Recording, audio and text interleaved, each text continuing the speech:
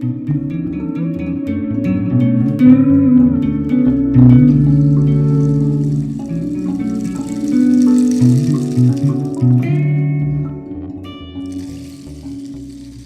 Thursday, everybody. This is Elisa from the Rebel Crone. And once again, it's my favorite time of the week because I get to chat with Maurice. And once again, I can't tell you what we're going to talk about because it's just going to happen. So I hope you enjoy, and we're going to go ahead and get going. Welcome, Maurice. Hey, hey. I had to turn my audio on. Yep. Hey there. Well, as we just to let everybody know that how I start our conversations, that's the only thing I think about in advance is like what to start talking about, because after that, the conversation takes on a life of its own, and it goes to places where we don't plan or can't predict. And that's part of the beauty I feel about the flow of our discussions. So today I had a couple different ideas on where to start with. One of them I'm going to say is I did an interview with a mutual friend of ours that goes by the name of Happy.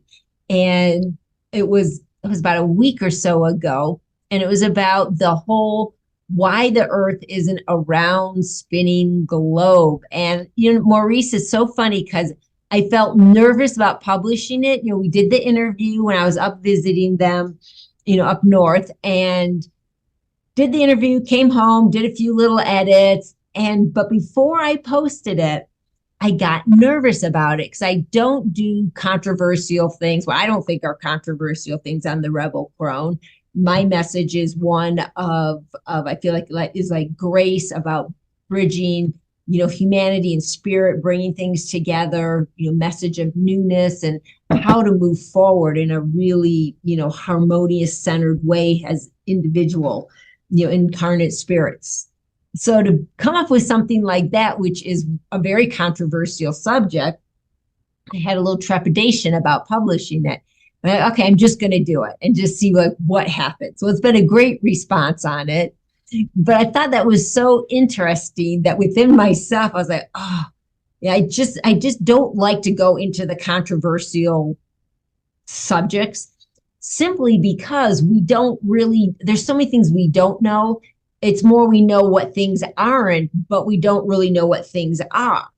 Which brings me a little bit to the start of the discussion here, Maurice, that more and more I feel like a lot of these theories, like what is our planet? Is it a planet? What does this realm look like? What has happened? What is our history? That I don't know if there is a specific answer to that. And let me explain. We have timelines, different timelines going on. So who knows what's shifted around where each one of us is at any given time. And also reality forms up according to our projection.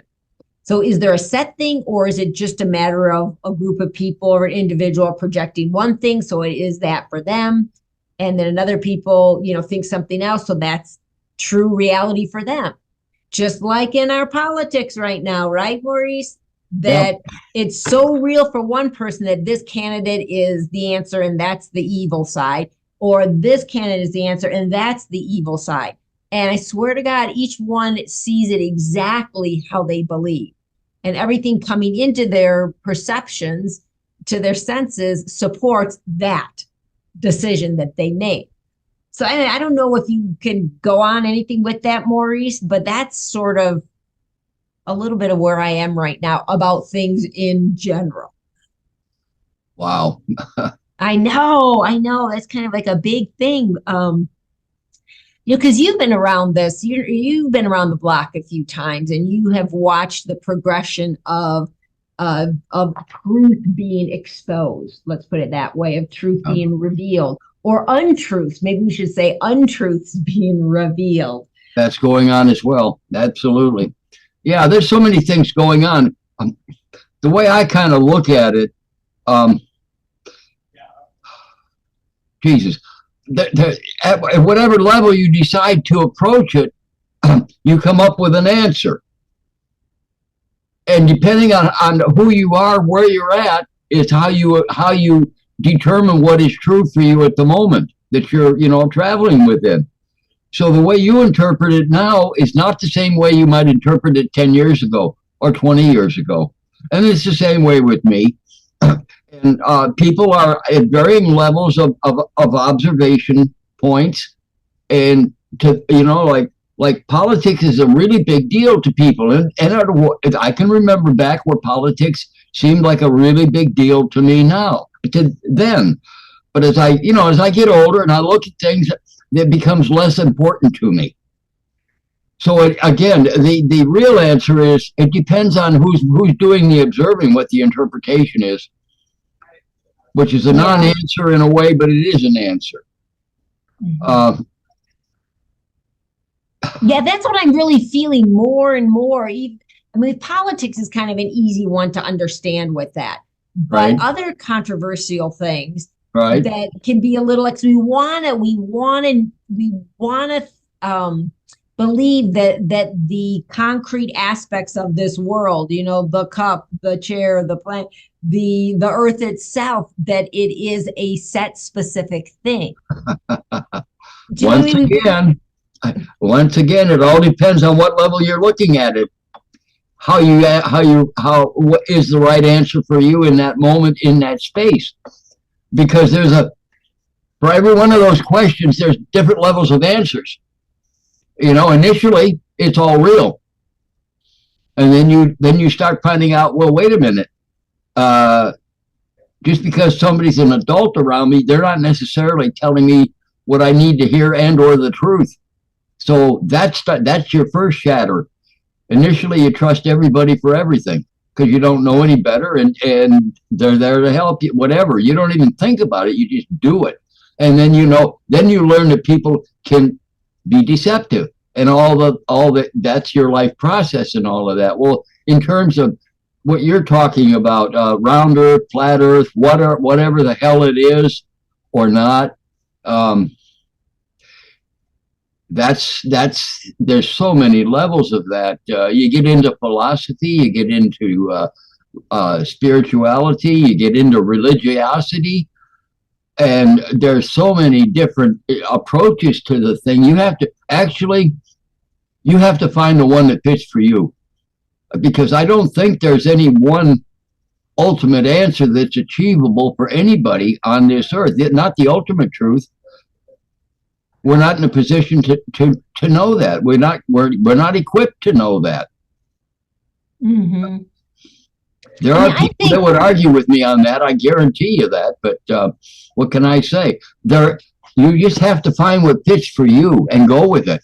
Yeah. And I will offer this. It's very helpful, not only for the people around you, but for your own self.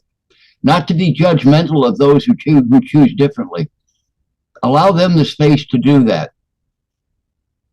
I love that. That's one thing I do find to be a truism. People have a tendency to be a bit for me anyway, too judgmental. If where they think they are, it makes sense to them, and they gather around, or they have people around them that have similar points of view, and that's what a group becomes. People of similar nature and similar understandings. That's how they function together, because they kind of know who they are, where they are, and there's a and it's called, and they can come into agreement on that thing that the individual wants to believe. So if I find other people believing what I want to believe, then it substantiates my belief. And I'm a huge proponent, Maurice, of belief was with the breakdown of be life, be life, be life. That belief is because you're not sure what's real. So I want to believe in something as opposed to knowing something. Right. And I remember when I was a younger woman and in my 20s and pretty much going in my 30s, and then it started to fade out, that I was very headstrong. Well, I'm still kind of headstrong. But I was very headstrong about what I felt was true, because I had things I believed in. I hadn't had enough life experience to know. So I had beliefs and stuff, and I was outspoken about them because I was trying to talk it out. I was trying to figure it out. I was trying to get the agreements. I'm putting it all out there, figuring it out. And the Mhm. older I've become, the less I don't talk about any of this stuff unless invited to. Or well, here I say I don't talk about any of this stuff and I'm doing YouTube and I'm talking about it all the time. Yeah. That's a little different. I'm presenting things as options. I'm just sharing my knowledge with people. But as far as like in a groups or socially stuff like that, is I just celebrate people for where they are. If they want to know where I am or I feel how I feel about something, they have to ask me. YouTube's differently. I am consciously and have an agreement with spirit to talk about things. But otherwise, I don't need to anymore. You No. know what I mean? On It's your like daily life, you don't. I No. don't need to because I don't really care what anybody else thinks. If they agree with me, they don't agree with me because I know what my truth is for me. And it doesn't matter how anybody else feels about it. And I feel very gracious from a knowing place to allow everybody their process and their perspective. You Yeah, know, that's the big thing. Allowing others to be themselves is actually learning to actually do that is that's quite a task. Actually, it looks like it takes a long time to get to the point where you can actually relax enough to do that. yeah, It's initially we start out we trust everybody and everything because we don't know any better. Then we go through this whole mix of life, the whole 9 yards of it, the education, the 20s, the 30s, and then the 40s, and you get into it like the name of this vehicle by which you're talking. You call it, the Rebel Crone. Well, crone is a definite is kind of a term. It's like it's a category. It's a person. To me, it's a woman that's come to a point where she's mature and she's at peace with herself and she knows where she's going, who she is, and she has she's picked up certain skills along the way and she's content with them, generally speaking. And yeah, she may have some different side knowledges that other people don't have, but that's only because she decided to learn those things. But the deal about a crone is you can tell it in them. They're not shaken easily. Usually they're not shaken at all because nothing can happen around them that truly upsets them. It may disturb them for a moment, but briefly only, and then they regather themselves and they respond. Well, I would call it maturely. maturely. Yeah, and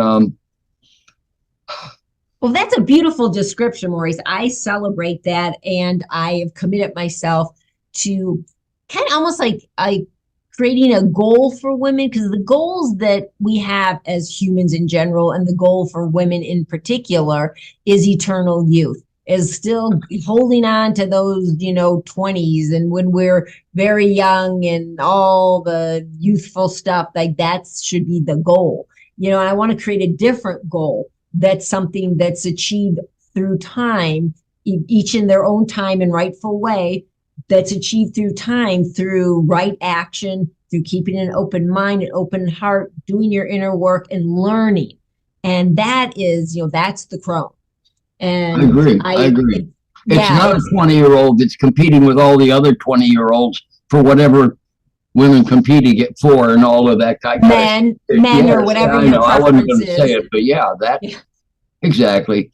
But they learned that through their growing from puberty onward, probably in today's world. I don't even know what they're doing in today's world, but I know from puberty onward it's now. That.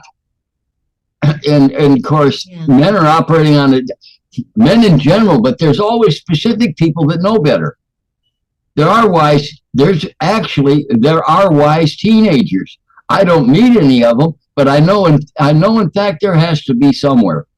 I mean, there is. You run across them every once in a while, whether it's online or in person, and in wise children that still have their magic and their memory intact. And something, I don't know. Indigo children or these light children that come in and they can talk about past lives. They can talk about, spiritual things with such clarity and they talk with understanding. Yes. Or overstanding or innerstanding, if you will. Those are two other ways of just the normal language word is understanding, but even, you look at that and you say, yeah, well, that means you're forever under something else. So I've heard by versions, understanding or overstanding, I like that. That's three aspects of the same kind of a concept that unless you can see that, it never occurs to you. So somebody that say, for instance, knows those three things, those three definitions or those three approaches to that specific point, they have more comprehension than somebody that doesn't in that regard, don't they? Absolutely. Words. Yeah, words. Oh man, words. And I don't spend a whole lot of time trying to decipher the language that I use, but but I run into people on the internet primarily, not in real life, but on the internet. When I say not in real life, you know what I mean by that. This is real life. Person to person. The internet is real life anymore to a lot of people in a lot of ways. Normally we're talking about interactions with human beings in our close proximity physically when we say in our real life. Language, linguists, they got a terminology for them. They call them linguists, don't they? Those are people that specialize in doing exactly that kind of a thing. So they know more about the language usage and where the words came from and what they meant, 30 years ago or 300 years ago and how things have changed. Here's a case in point. When I was growing up, it's simple, but it's true. Gay was not a bad word. That meant happy. Happy in a joyous sense. I'm glad I'm gay.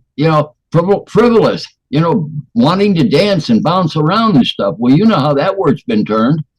Now, that's only in the last, God, I don't even know when it started to really change. It probably didn't really change until into the 70s, maybe, is when that started to be inserted into the language of the U.S. people, the American people. English is what we call the language we speak. Yeah, it's just interesting, isn't it? I mean, both to our viewers out there, both Maurice and I feel like the last little while have really been, not that we weren't aware of it before, is like the magic behind the words we use, but I feel like it's coming into focus now in a different kind of way, at least for me. And I know in our conversations, Maurice, I hear it from you too, is getting to be more cognizant of the words we're using and how they weave a web, and they weave a web of deceit and a web of misinformation that goes directly into our subconscious. Yeah. And I'm getting kind of excited about it because everyone's, every day, every time I'm, every once in a while I'm saying something and all of a sudden, is that really the word? What is that? What is that word really about? And it's a little daunting anymore. So, oh my God, how do I even talk? We were talking about the word nice and pray. Oh boy, I haven't used that word since, by the way, and that's been several weeks, probably 3 by now, maybe 4. Me either. Every time I go to say it, something catches me, and I frame it another way. And then the days of the week, I think that was a Chief Ironbush video that really went into the days of the week, according to the Pope's calendar. Yeah, weekend. Yeah, just the weakening of stuff with a week. So, but nothing to get that caught up on. I feel like we could get so afraid of everything that we do because it's all so backwards. It's all very manipulated, and we could get very well, the interesting thing is you don't get caught up in it. If you move past it, you first of all you got to recognize it that it's even going on. Then you pay attention. Oh my gosh, it's here, it's here, it's here, it's here. But then if you only stay there, then you become just strictly a linguist, and you figure out how to make money off of, how to support myself being a linguist. Teaching others all about that, but never teaching them to go past that, as if that is the holy grail, so to speak, of understanding, in language, and it's enough for a lifetime. But the thing is, it's not. It's just another level of. It's a higher level of understanding and seeing, and it sets you apart and above, if you will. I know they all think they're special, We all think we're special. We all know we're special. But it's what does that even mean? But the thing is, you can recognize, okay, that's going on, and I've got 100 different examples I can pull right out of the air. You and I just used the word nice or weekend, but that's sufficient to make the point that yes, it is going on, but don't get stuck there. And the thing of it is, you can not get stuck there and still know it. It's just one more tool at your disposal to recognize when somebody is intentionally using it, or if they're just unintentionally using it and they don't know all of these little ins and outs that you know. So you don't take it, you don't get fooled by it. Once again, go ahead. Oh no, I say, but also when you focus on it, you give it power. You do. That's why I say don't get stuck in it. Careful. Right. You can't get. That's the one thing. All of these things are freaking attractions to get you stuck in them. They literally are. And we see it all the time with people getting very self-righteous, very worked up emotionally about a point. We were using politics before, but it goes deeper into that. It goes into the truther movement. It goes into conspiracy theories. All of that, if you get worked up over it and you get upset if people aren't seeing it the way you're seeing it, and you've got a point to prove with it, you're in the same old trap, even though you might be in a truther thing, or you might be pointing to something that you feel is very real, and it could very well be a legitimate thing, but it can still keep your heart and mind in bondage because you've given your emotional response to it. That makes sense. Yeah, there's a difference between an emotional attachment and an intellectual attachment. Yeah. Intellectually, you're doing it as just another thing to look at. If you invest in emotions into something, then you're investing your personal energy, and you're committing yourself. You're bonding yourself to it in a way. They don't ever say it that way, but it is the fact. Well, if we look at the truth about it all, Maurice, is that all energy comes from the one source. All energy is coming from a source of love. And as it comes through, it's coming through our vehicle, our physical vehicle, our interpretations, all that, but it's all divine power. It's all divine source, and it's creative. And it can be... Let me throw something really weird at you on that one, because you and damn near everybody else I've ever encountered assumes that is the reality. The one, ultimately, it all goes back to the one, right? One God.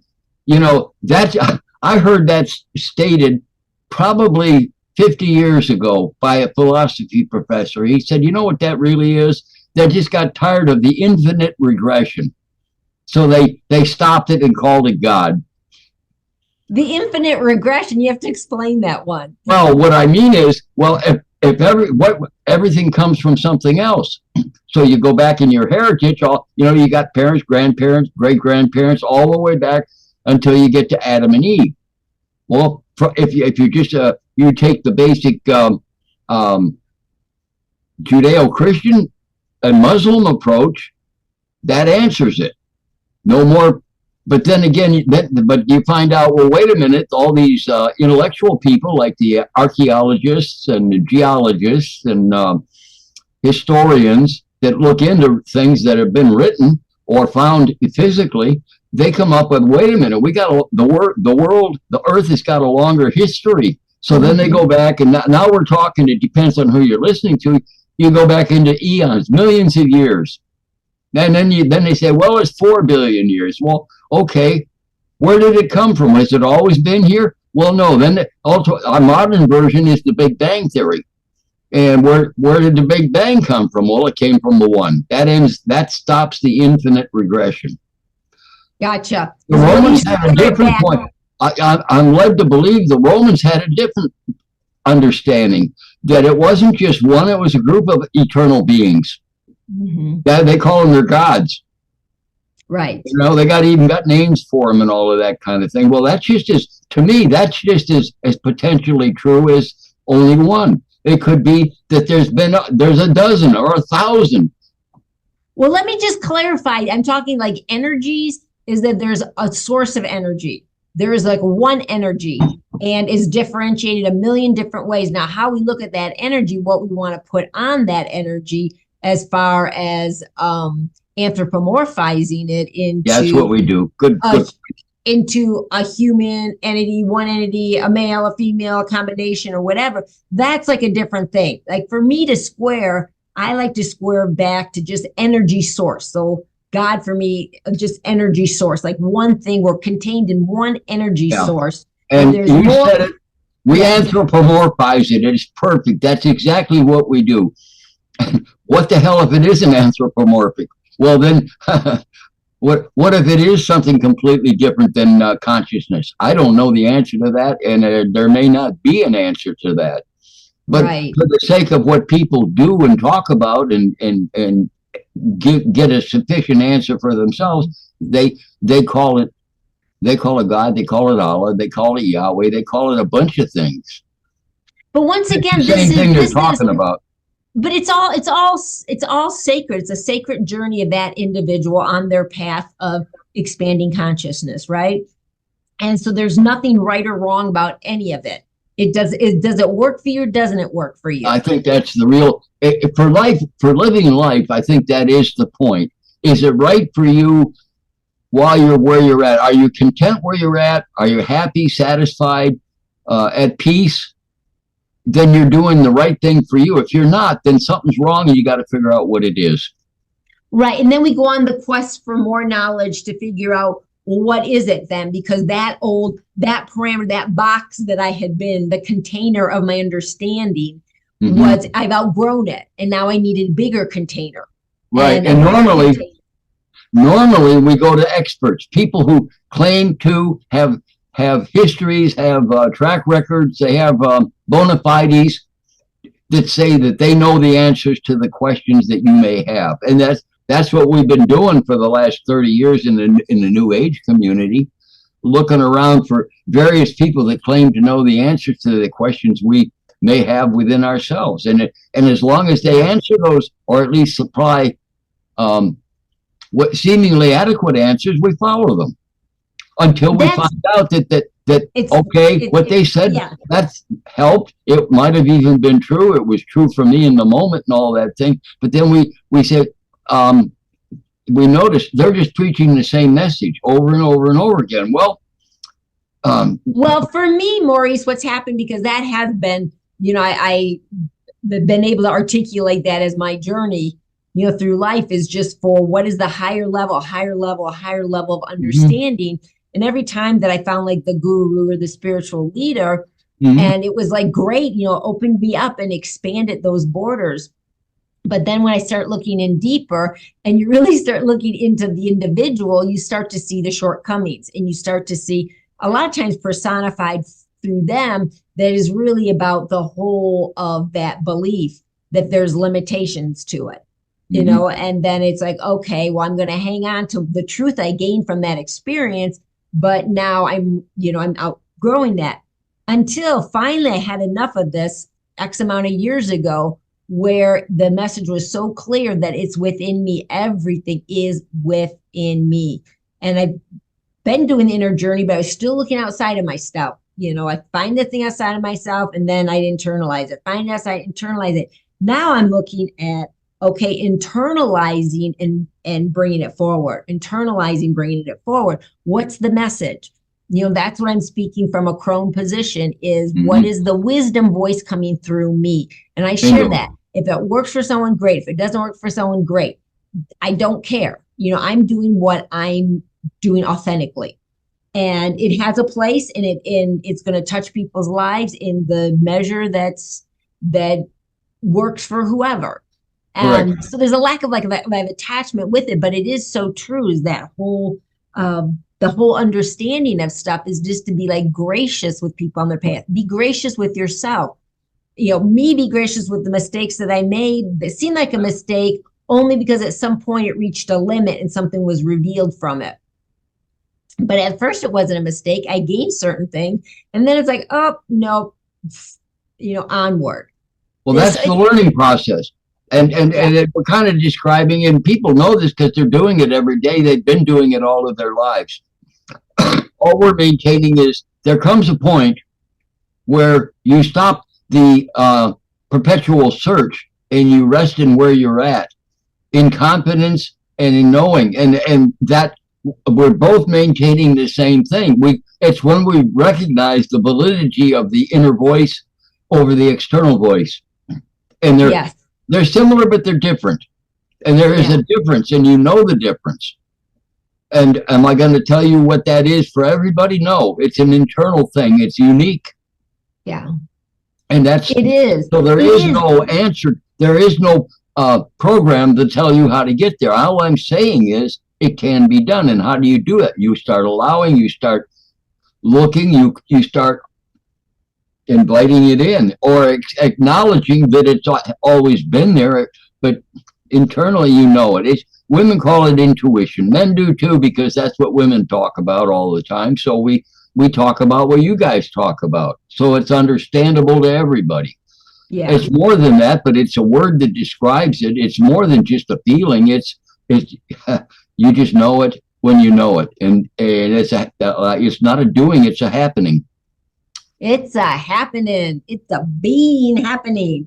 Oh, I love that, Maurice. I mean, that's, one of my big messages is just this graciousness towards others. And as we get older, and being even more and more gracious, because we understand the unique path that every single person is on. It's all sacred, even if it seems like it's dark path, the wrong path.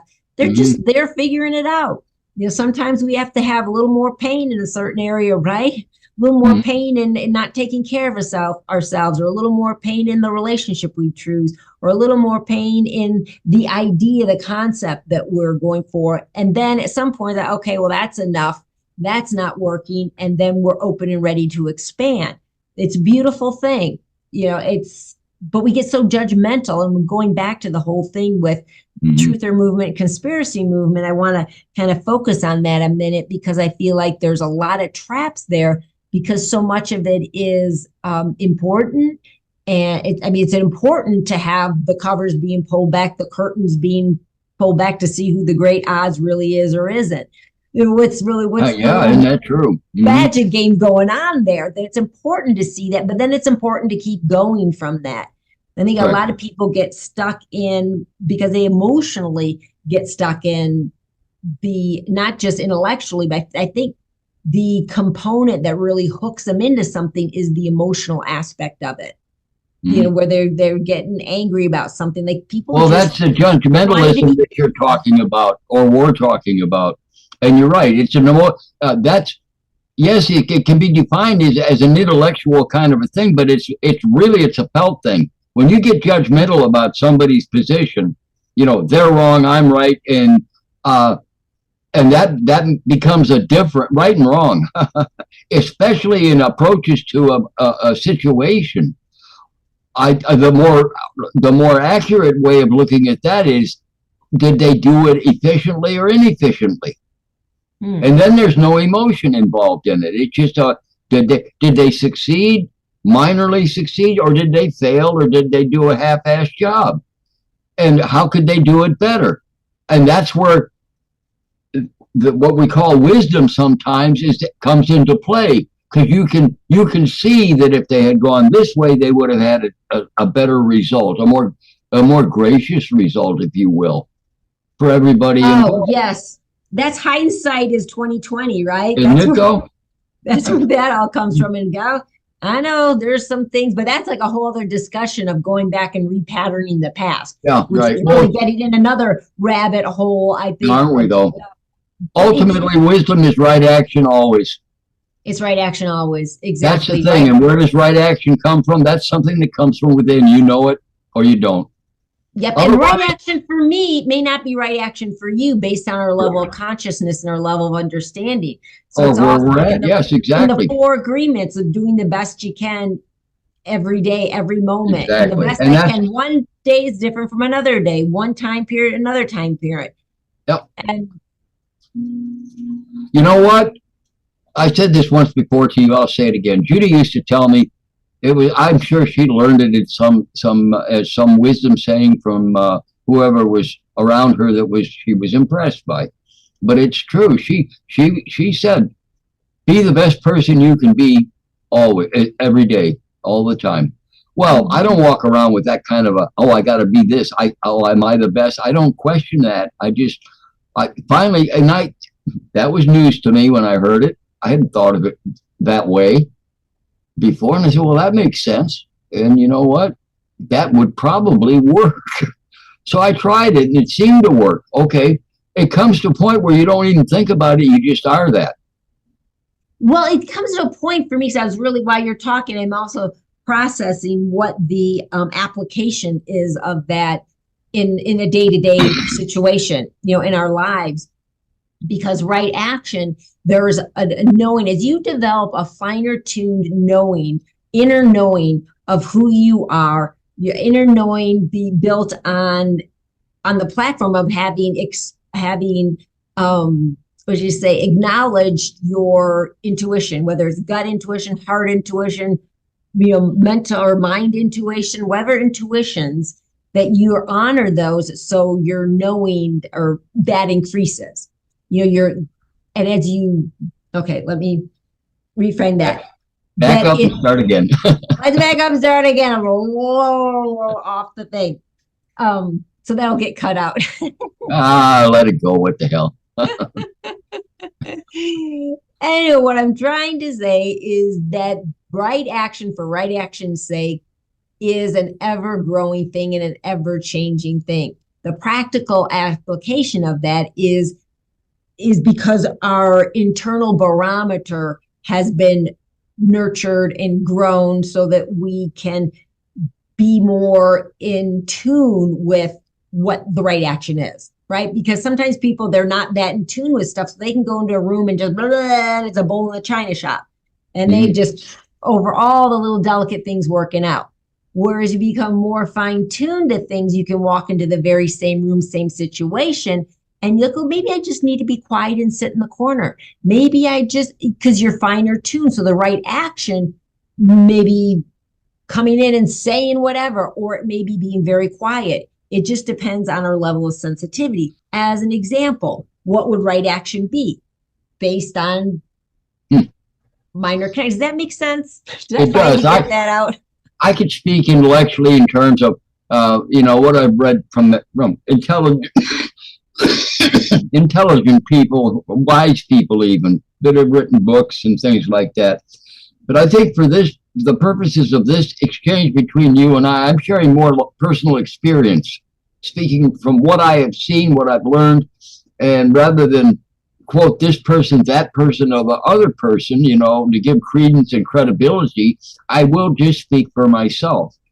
And okay, I'm 82 years old. I've been around a little while. I'm still going too, by the way. I'm not deficient in most ways that men around me my age are. Anyway, that said, the center point is the place of peace. It literally is. And don't be stuck in the outer limbs. Think of a freaking wagon wheel. You got the hub, which is the center point, and then the further away you get from that center point, the more violent or the centrifugal force becomes. And on the furthest limb, which is the most confused, furthest away from the center point, it's holy mackerel. Just hang on for your dear life because you're reacting to everything. And the life story is you start out in a way, you start out in the center, and then you find yourself on the outer limbs, and then it's either you spend your whole life out there in confusion, or you crawl your way back into the center point. And I'm saying it's possible to do that. I'm not. That's a great analogy.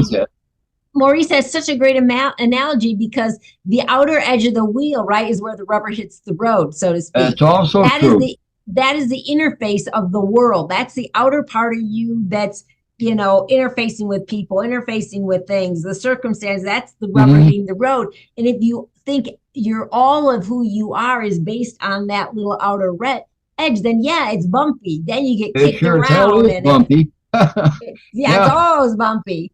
You And know, the so closer you get to the center point, the more at peace you are, and less ruffled you are, and disturbed by what doesn't mean you don't interact with it. You're connected to it, but you're coming from a place of solidity, of the center, and you meet people like that along the way that actually function that way.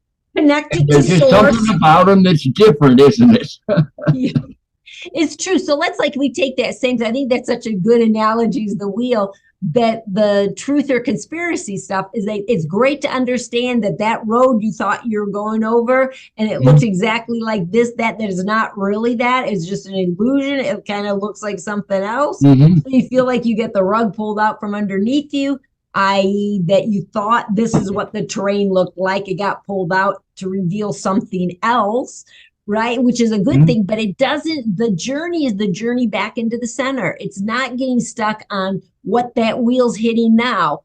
You know, what are we traversing in this world? While that's fascinating, I love it. I mean, you and I both, we are open. I love taking in that information. And then it's like, oh, that's interesting. Then at certain points, I just cut it off because I don't want to get caught. And it's really easy to get caught in that. And it's like a trap. It's really it's like a rabbit hole. That's a term we've used off and on amongst ourselves for decades. Actually, it is. They're interesting, but in a way they're set up to be traps to get stuck in.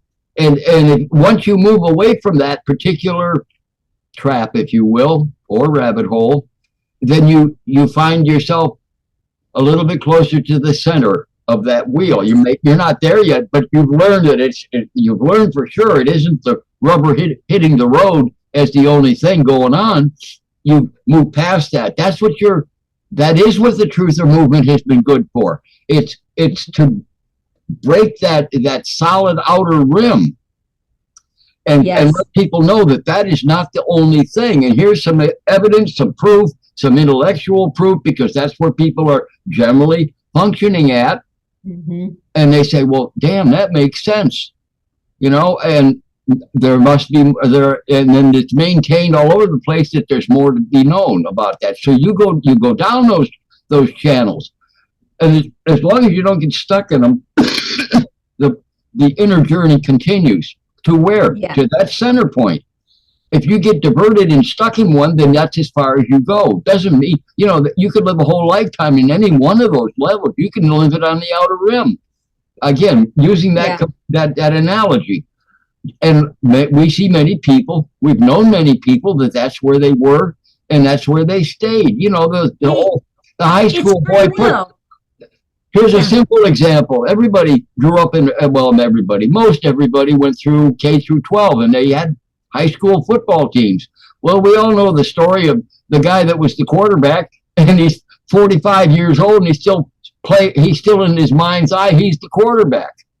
Oh, it's so sad. That was their glory days. Yeah, and their glory days. And there's something we all universally can say is sad about that, because life that was I don't even need to explain it. But you know what I'm talking about. Yeah. Well, in a way, girls do the same damn thing. You all were young, beautiful in your late teens, early 20s. That they call that the bloom and all of that kind of thing.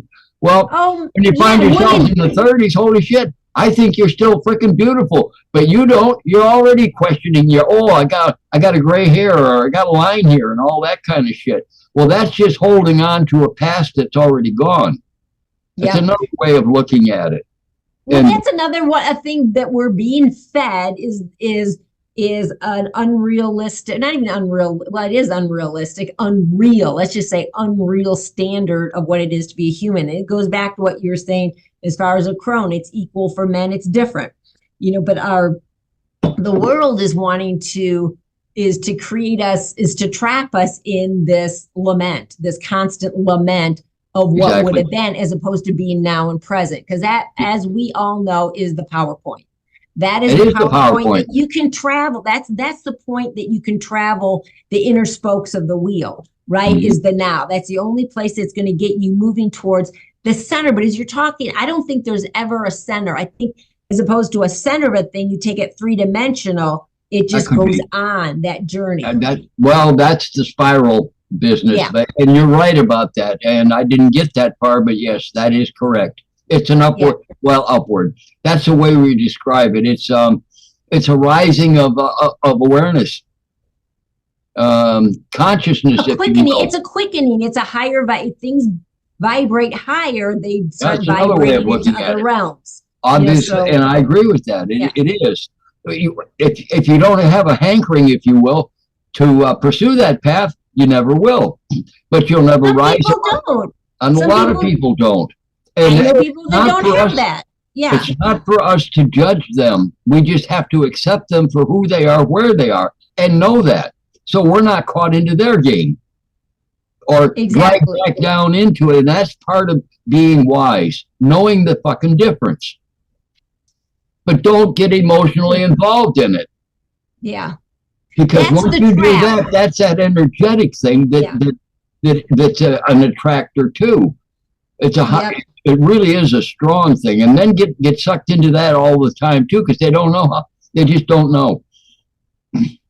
I'm just making a note of that because that's coming back around to another point that we made, and then we went off like this and all the other spokes. But it's the emotional trap of the truth, of truthers, of the whole thing, that it's not the intellectual idea that somebody's saying, okay, it's not a round spinning globe. All right. If you look at the facts behind it, it's pretty compelling that that's not quite the model. But if you start getting, so you can intellectualize that, but then you start getting emotionally caught up in it, then that to me creates the problem. The doorways that open from going from one container to a bigger container of thought. Containers of thought, bigger and bigger layers of consciousness or boxes. Things like in a box, put in a box. That box, it's a gift box. That's a gift. But there's a bigger box, and then there's a bigger one. But I feel like the trap within each of those is when you get too emotionally wrapped up in being right about something, that this is it, then you're in it. It is it then for you. Voila, free will. It is your it. And we all go through that. Like we get a new thing, we've expanded our consciousness. It's it for us for a period of time until hopefully we discover that that's limiting and we want out of that. We want more freedom. We want more freedom of consciousness, of beingness. So we open up to something bigger. I mean, it's a beautiful journey. We just have to stop judging the journey and how that works. And so how it works for ourselves and for other people, because it really is sacred. Somebody's, what they feel is right or wrong and all of that, that is a sacred container that they're resting in at that time. Agreed. It is that, actually. It is that. Yeah, that's very new agey. I used a lot of new agey stuff on that one. You did. But it worked. It worked. That's the only important thing. We use words to have something work, right? That we can transcend the manipulation behind words or the black magic, but we can use our white magic with it, right? Yeah, I guess you can. Yeah, there's boy, that's what a path, or what a journey that is, going down the whole story of magic, black magic, white magic. Oh my gosh, or is that fascinating until you say, holy shit. I think I better leave this because I want more than just this knowledge. Since I'm not attracted to especially people find out they're not attracted to black magic, so they want to find out all the tricks that the black magicians have used or use, and you find out that you'll never know it all unless you're an initiate. Turn it to good. Yeah, turn it to good. Well, that's, in a way, that's another one of those traps too, isn't it? Do you know what the trap is with that, Maurice? Is black magic and white magic is using the magic of life, the creative possibilities for one's own purposes based on one's own thinking what's right. Like for me to say, I'm going to use white magic to make this happen or that happen. Who the hell am I to decide what should be happening out there for anybody else? Really, there's the trap there. Yep, is that often it's spun around to what I think would be good. And we don't have that. Like for me to think, all right, I am going to do whatever on this person so that they can wake up and they can smell the roses, and I'm going to use magic spell on that. well, that person maybe is not supposed to wake up now. And if you did that on them, maybe their life goes veering off course worse than in there because they were in the perfect place they on their journey.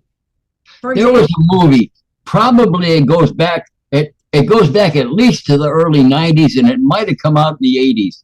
It was an Arnold Schwarzenegger movie. It was about, I can't recall the name, I wish I could, and you might even know what it is. It had to do with him married to, it starts out, he's living a life just like in the Matrix, the guy's living a life.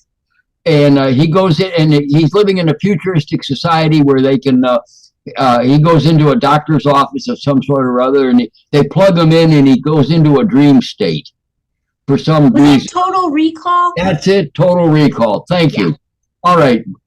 Having said that, then I don't need to tell the story because Oh no, keep telling because I just remember the name. I don't know. I can't remember the story. Okay, well, in his dream state, he realizes that he's not the guy that they say he is, or he thought he was, and he gets a glimpse of what his former life was, and it's all different, and he finds in this dream state, he realizes these people are all operating against him, and then he goes crazy in the chair that they got him in, and he wipes out the doctors around him, and he's on the run, and then he ends up on Mars, and he's got a arch villain that knows all about that, and that he was sent from Mars in the first place to come to Earth to do something or other, which I can't recall.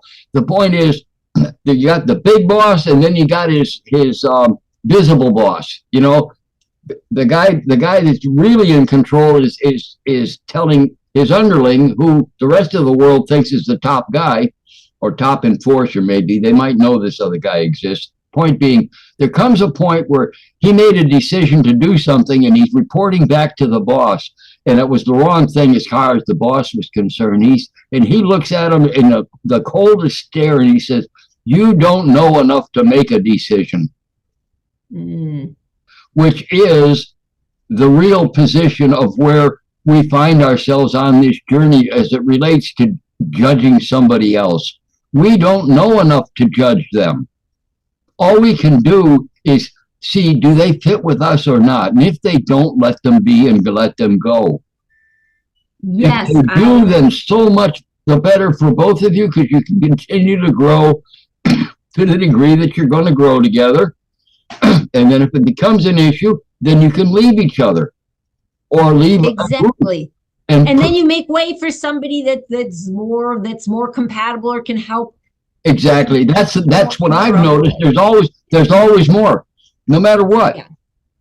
I mean, I've been through a lot of things, and they're no longer applicable to me. I don't look back on them on any. I really don't look back on anything and say, oh,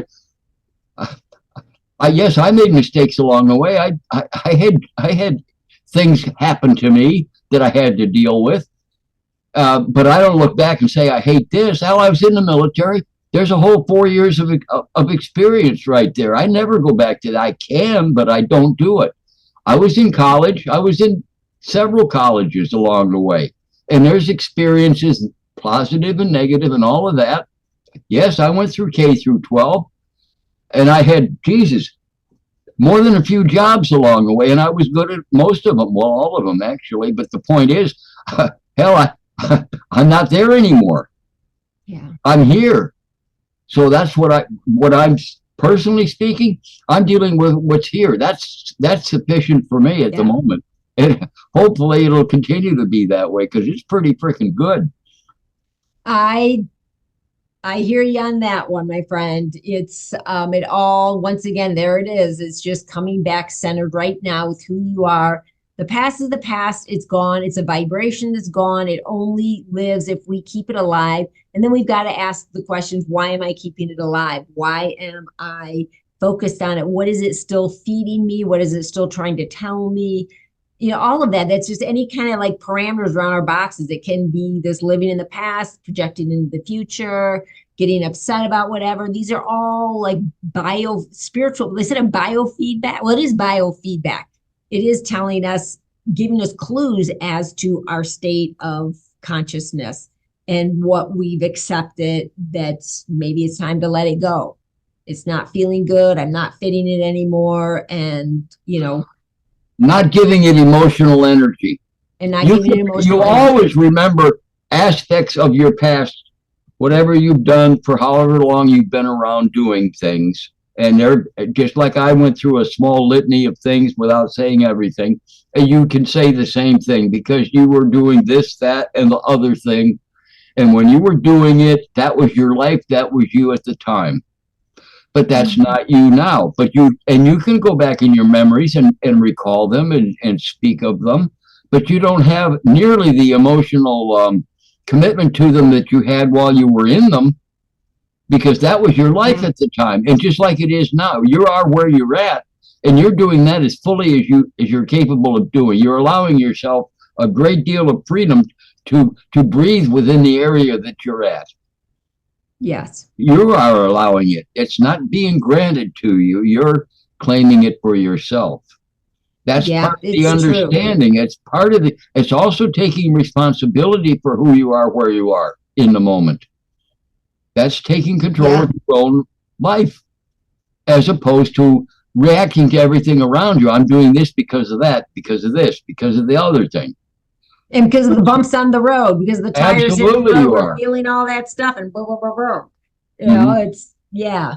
Yeah, it's just an interesting, it's such an interesting journey here. And you know what I'm talking about, so you're vibrating with it, so you understand it. There's a lot of people that this doesn't even register with them. They're not interested in this at this time. And they're perfectly, hell, when I was 35 years old, I wasn't interested in this. I was more interested in making a life in this world. I was out in the outer limbs of the wheel, if you will. But that was where I was, and that's what I was doing. And there's people that are doing that right now. They're not into this aspect of the world. It's still a journey no matter what, Maurice, because I have always been interested in this stuff. That's always been my motivating force. But having said that, it's still, I've had to go through a journey with it. It's been a journey, the whole thing. I wanted to share something that came to my mind earlier. What a mentor of mine for a short while way back told me is we were around some other people and someone was like, yes, I'm a truth seeker. And so my mentor at the time said, yeah, well, I hope someday you find. And I thought that was so profound. I was like, oh, it was insightful is what it was. And it was really insightful because people get to the mind, well, I'm seeking the truth. Well, then you are a seeker. You're always seeking the next thing, the next thing, the next. At some point, you just got to thunk and you got to land in who you are and stop going around being a spiritual tire kicker. Yeah. Well, we all did. Well, I did. I'll say this. I did that. I did that. Especially in the early 2000s when the internet first became available to me. I said, holy mackerel, all of these people know all of these things. It's like I wanted to know shit that I had, you know, the whole Titanic story. I didn't know that until the internet came around. You know, the idea that the Titanic isn't really the Titanic, and it was all a big deal to get rid of the big rich guys, and you know, and also they used a separate boat that was almost identical and all that kind of thing. I just, holy mackerel. And then I learned all different kinds of interpretations of the Kennedy assassination, which was a big deal to me. That was a big deal, yes. And I said, holy shit. Well, that's just opening the door to a whole lot of things. And it's, you know, it's been 20 years since then, 25 years even. Yeah, and I feel like the whole thing, while you're talking, Maurice, you know, is the seeking. Yeah, there's that seeking. There's something right about seeking. But at some point, which is, I'm talking personal experience here, is the seeking stops because the knowing begins. And you see, and also you go around all out there on the wheel and the inner things, and you're following all this stuff. Then all of a sudden you hit that one center line that is you, that is connected to source. And there you know, it's like, oh, there it is. It's in me all along. And that is I can stop looking out there. but the looking out there was what got me here. Correct. And that is true. That's part of that journey I'm talking about. From the very outer limbs, as you work your way inward, you have to go through an aspect of what you just described, and I'm talking about as well. You have to seek. You have to seek. And you have to learn about things that you didn't know before. But there does come a point where you say, wait a minute, I'm tired of seeking. I'm going to rest in knowing. That's And I think it's just something that just naturally happens. Once again, you can't seek that. It's just what happens. It's almost like spiraling in on yourself. You're spiraling on that wheel, and you're coming right into me. It's like, it's right here. Yeah. And visually we make that an upward spiral instead of a whirlpool, which sucks you deeper and deeper.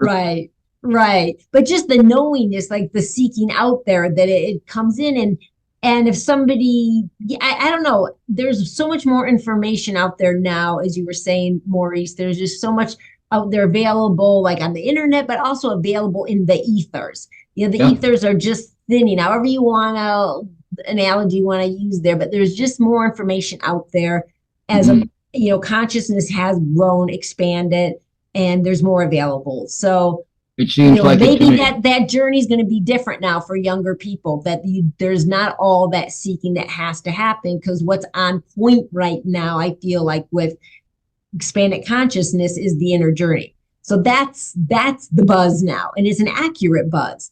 What I found so far, that's the accurate. That's pretty dang true. Now I'm sure there's a higher thing. Like once I get to there's going to be a different thing with. I can't even imagine what that is, because I'm not there. Right now, it's just this beautiful, for me, this beautiful change of consciousness to that inner journey, and the resting inside the spiritual container of who I am. Spirit containing me within. I don't have to reach out there and try to find my spirit and grow it. I can just rest within my spirit and just allow the communion to happen. And it's a very beautiful place. And isn't it though? Yeah. Yeah. It's a powerful place. Oh my gosh. It's a powerful place of just allowing. Yep. Yeah. And not getting trapped as much. Things are interesting to us, and we follow them because we're here doing things, and opportunities for everything arise. But we come to a point where we know, we deal with the more we come to the point of we deal with what's in front of us in the now, and from the perspective of right action, which we don't sit there and say, make a big decision, is this right or that right? We just do it. We find ourselves in the flow. And when in retrospect, we look back and we say, yeah. Maurice, it's interesting because every once in a while I will reach a place a juncture where I'm not sure what the right decision is. And a couple of things, there's like a couple of practical stuff that I have just found within myself and I'm just confused, like I don't know. I go in and I still don't know, is that I just don't take a step forward in that because I don't know. Like it's okay being not knowing. And if you don't know, then maybe it's not time to know and to act on it, even though you may perceive different opportunities, routes, paths, whatever you say, whatever you want to put it into, that you want to, what's the right action for me in this? Well, that might be the exact right action. Actually, if you look back upon it, you probably, when you start dissecting this, that, and the other thing about whatever incident you're talking about or situation you're talking about, you look back and I actually did the right thing by not responding. Yeah. Without even knowing it. I mean, you came to a point where you said, I don't know which way to go, so I'm not going to go anywhere. That's your right action. That's the right action. Exactly. Because I love it. Right action doesn't mean choosing A, B, or C or whatever. Sometimes the right action is not choosing at all. Correct. That is true. And it all depends on the specific circumstances of where you're at, when you're at. But that's the old programming, right, Maurice? That's the old programming of the human doing, the doing machine. Like we got to do something.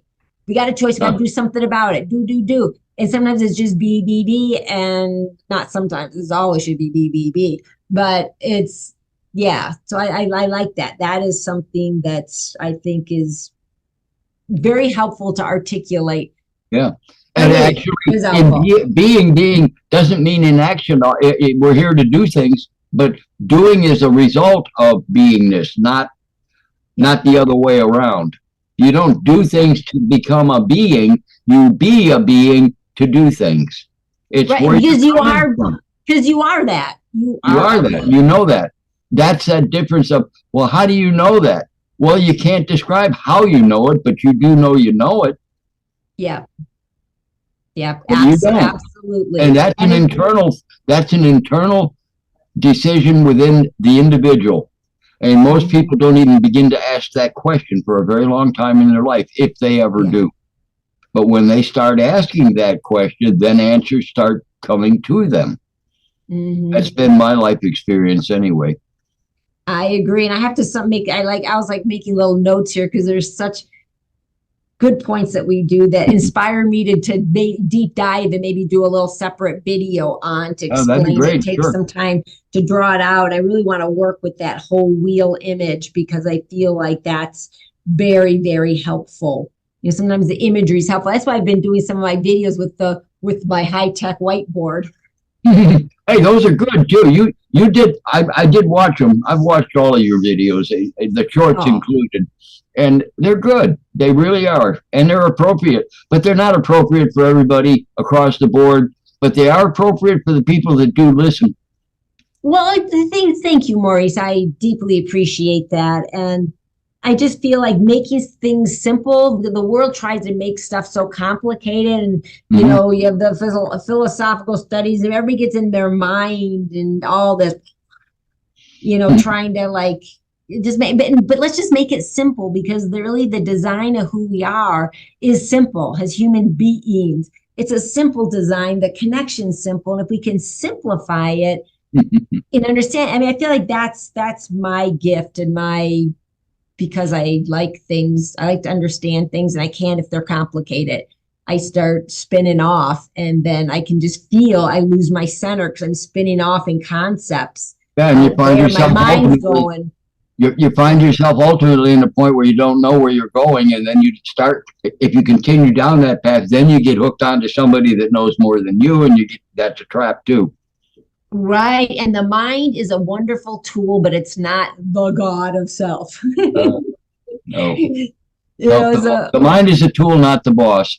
And even recognizing that is a step in the right direction. Yeah.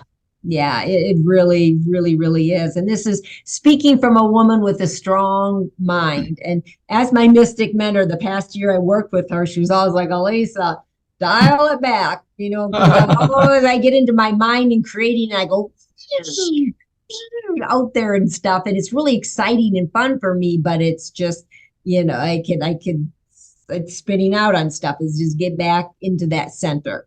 And then being sensitive because I can totally overwhelm the situation with my mind creativity. And yeah, so it's been one of my own little personal lessons here is being cognizant of walking into that's, you know, the example I used of walking into the room and figuring out how to interface with that room. That was me. That's totally me.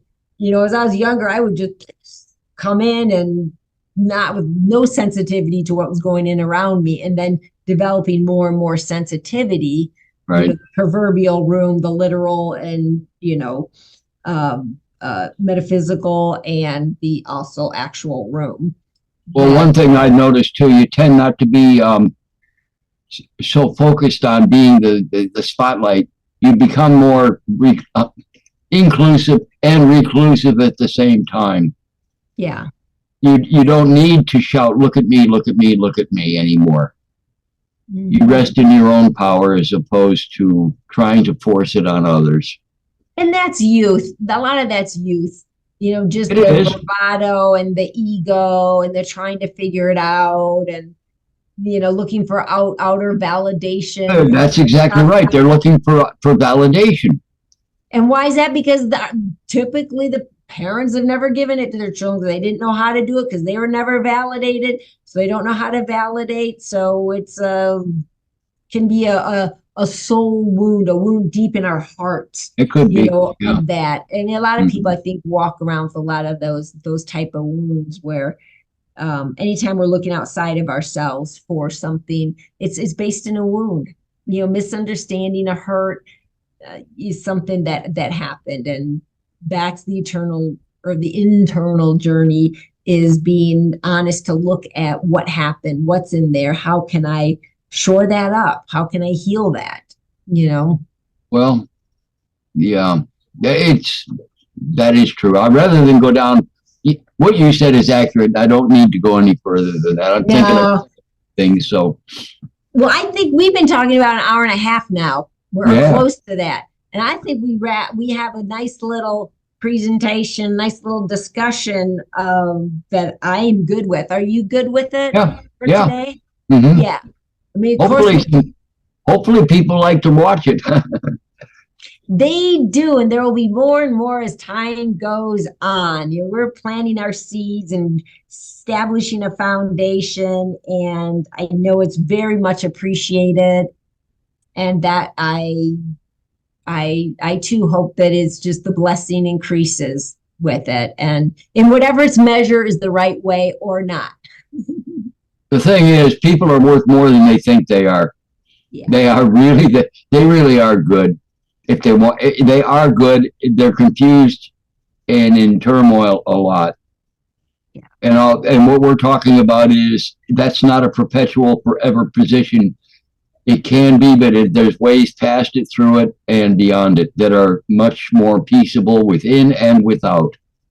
As you gain that inner peace, that inner self-centered, self-assurance, self-responsibility, all of those things, and also recognizing that the power comes from within, not from without, you behave differently. You become more at peace. And what happens around you when you become more at peace? Your surroundings become more at peace. Yeah. If you're in turmoil, your surroundings are in turmoil. Look around you, wherever you are. Yeah. And until you move yourself out of that, they remain that way. So you're stuck in them. And you're not totally stuck forever, but you certainly are stuck for the time being that you're involved in it. So you come to a point and say, I don't like this anymore. How the hell do I get out of it?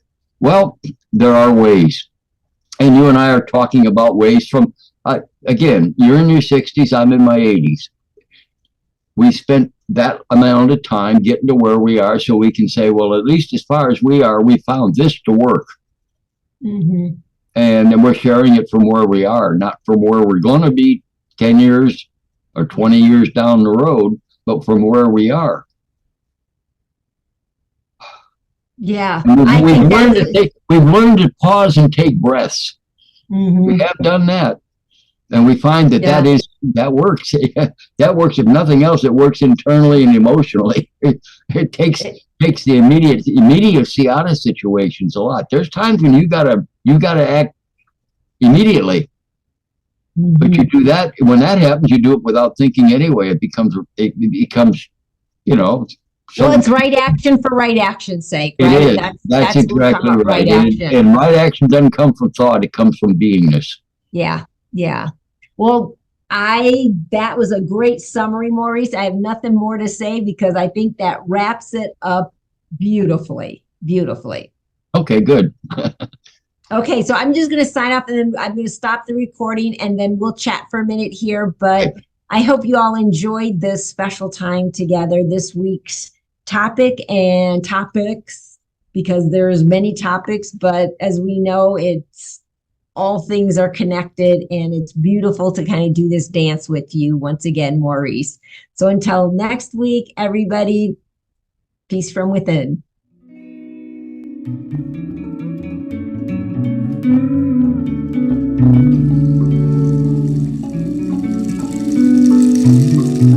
Thank you.